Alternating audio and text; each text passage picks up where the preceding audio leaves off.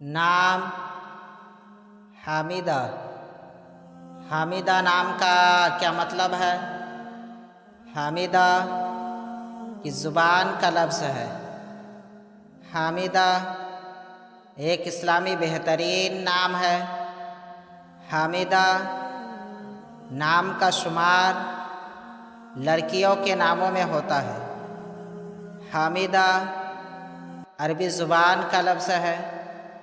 हामिदा नाम का मतलब है अल्लाह ताला की तारीफ़ करने वाली। अंग्रेज़ी अल्फाज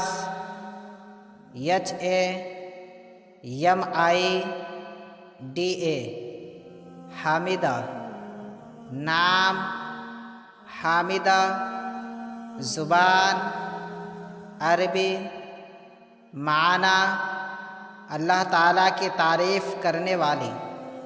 अदद नंबर 4, अगर आपका नाम हामिदा है तो कमेंट्स में अपना पूरा नाम लिखें ताकि आपके लिए अलग से वीडियो बना सकें।